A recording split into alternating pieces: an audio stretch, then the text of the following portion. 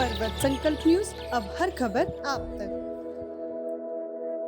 राह में मुश्किल होगी हजार, तुम 2 कदम बढ़ाओ तो सही, हो जाए हर सपना साकार, तुम चलो तो सही, तुम चलो तो सही।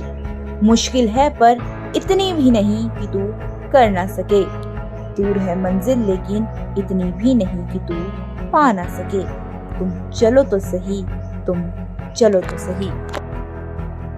देना चाहूँगा कि वो अपना धैर्य बनाए रखें, क्योंकि धैर्य के आगे ही कोई सफलता की जो भी बेसिक हैं वही टिकी रहती है।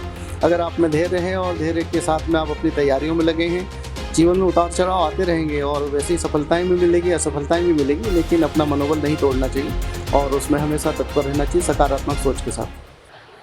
नमस्कार, मैं साक्षी साहनी बहुत स्वागत करती हूं आपका पर्वत संकल्प में।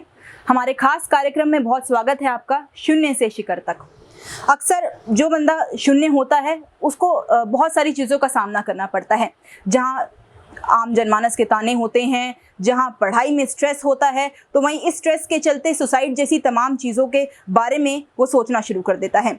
जब कोई पढ़ाई की तैयारी करता है उस समय उसके सामने बहुत सारे पहलू आते हैं, हार्मोन्स में दिक्कत, इसके बाद जब इंसान आगे पढ़ने का सोचता है तो उस समय लोगों के ताने, इनसे कहीं ना कहीं थक के टूट जाता है और इन्हीं चक्रों में कहीं ना कहीं वो अपने भविष्य को अंधकार में डाल लेते हैं।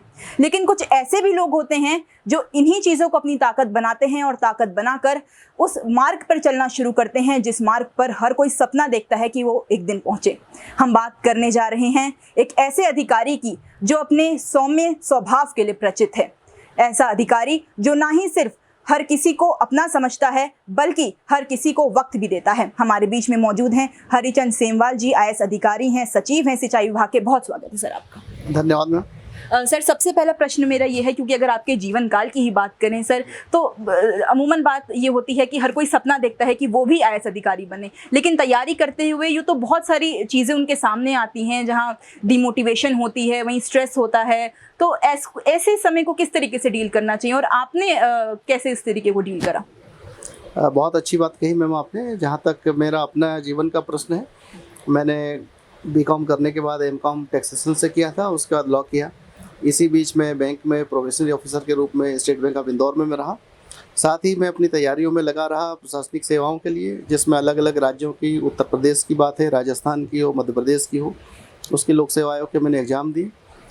यूनियन पब्लिक सर्विस कमीशन का भी मैंने एग्ज़ाम दिया। इत्तेफाक से उत्तर प्रदेश लोक सेवा आयोग के द्वारा मेरा चयन 92 के एग्ज़ाम में SDM के रूप में हुआ था।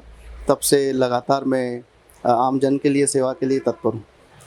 एक सवाल सर मेरा ये है कि व्यक्तिगत तौर पे अगर जो बच्चे आजकल तैयारी करते हैं, कोचिंग क्लासेस में जाते हैं, 9-9, 16-16 घंटे बैठ के पढ़ाई करते हैं, उसके बाद भी जब अटेम्प्ट नहीं क्लियर होता तो सुसाइड जैसे अटेम्प्ट्स उनके दिमाग में आने लग जाते हैं सोसाइटी के तानों की वजह से। तो उसको किस तरीके से डील करना चाहिए? आपके जीवन में भी सर ऐसी चीज़ें आई होंगी?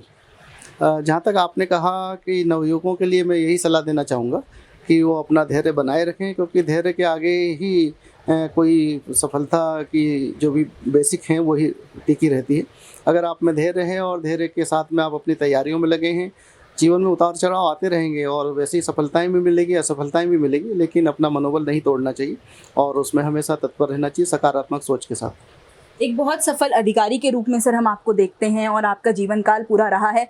इस जीवन काल में सर अगर बात करें तो परिवार का किस तरीके से सपोर्ट रहता है, और अगर किसी को परिवार सपोर्ट नहीं करता तो उसे अपनी हिम्मत किस तरीके से बांधनी चाहिए सर?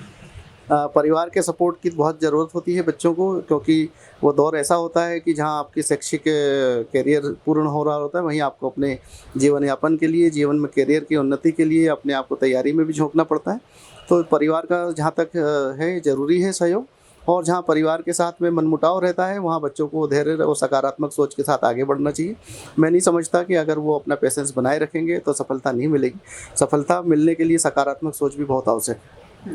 बिल्कुल सर, हमने ये भी देखा है सर कि बहुत सारे बच्चे इस समय आजकल ड्रग्स की प्रवृत्ति में बहुत ज़्यादा बढ़ते जा रहे हैं, जहाँ पे हमने देखा है कि 16-16 घंटे बैठने के लिए वो स्टेरॉइड्स और ड्रग्स का उपयोग भी कर रहे हैं ताकि उससे उन्हें और डेडिकेशन मिले। तो इसको कितना गलत तौर पे आप मानते हैं? सभी नवयुवकों से मेरी अपील होगी कि ड्रग की तरफ बिल्कुल भी आकृष्ट न हो, और जहाँ तक इस तरीके की बुराइयाँ जो समाज में फैलती जा रही है उसको दूर करने में अपना योगदान दें।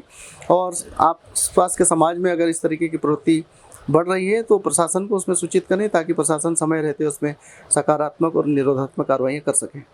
सर, ज़्यादा समय आपका ना व्यक्त करते हुए एक अंतिम सवाल सर आपसे पूछना चाहती हूँ। एक सर, आप अगर आप अपने बचपन का कोई किस्सा हमें बताएं कि जब आप पढ़ाई की तरफ चल रहे थे तो उस समय बहुत सारे डिस्ट्रैक्शन सर हमारी ज़िंदगी में आते हैं, लेकिन हमें बहुत चीज़ों को जूझना पड़ता है, आगे बढ़ना पड़ता है। तो कोई ऐसा किस्सा ताकि हमारे दर्शक भी उससे प्रेरित हो सके सर। वैसे तो सभी के जीवन में इस तरीके की उतार चढ़ाव आते रहते हैं और जीवन संघर्ष का ही एक नाम है। तो इस तरीके की वाक़यात हर जीवन में रहते हैं। मेरे साथ भी इस तरीके के वाक़यात रहे। जब मेरा ग्रेजुएशन लगभग पूरा होने को था, उसी समय चौराहे पर हमारे, जहाँ मैं रहता था इंदौर में, एक कोई छोटा मोटा झगड़ा हो रहा था और उसमें इत्तेफाक से हम लोग बीच बचाव करने गए, और बीच बचाव करने का नतीजा ये रहा कि उस केस में हमें भी एक खींच लिया गया। और वो भी एक दौर था, लेकिन सब बात संभल गई। 2-3 साल हमें ज़रूर संघर्ष करना पड़ा, उसमें कोर्ट कचहरी के चक्कर भी लगाने पड़े। तो मेरा सभी से अनुरोध होगा, नवयुवकों से, कि तेज में आए बिना थोड़ा सा अपने आप को धैर्य बनाए रखें, और जहाँ भी इस तरीके की नकारात्मक बातें हैं उससे बचने की कोशिश करें। बहुत धन्यवाद सर हमारे साथ जुड़ने के लिए। Thank you. ये थे हरिचंद सेमवाल जी, हमारे साथ सचिव हैं सिंचाई विभाग के। यूँ तो बहुत सारी बातें सर ने कहीं, शायद ही मैं सारी बातों को आपके सामने रख सकूं, लेकिन एक बात जो हमने सीखी वो ये है कि धैर्य रखना बहुत ज़रूरी है। बहुत ज़रूरी है कि आप बिल्कुल एकदम अपने आप को शांत रखें, काम कंपोज रहें। और कोई भी अगर आपकी ज़िंदगी में इस तरीके की सिचुएशन आती है जहाँ आपको लगता है कि आप डिस्ट्रैक्ट हो गए हैं, तो 2 मिनट मौन रह के खुद का आंकलन करें और सोचने की कोशिश करें कि क्या आप सही राह पे जा रहे हैं। देखते रहिए पर्वत संकल्प। हमारे खास कार्यक्रम से जुड़ने के लिए धन्यवाद। पर्वत संकल्प न्यूज, अब हर खबर आप तक।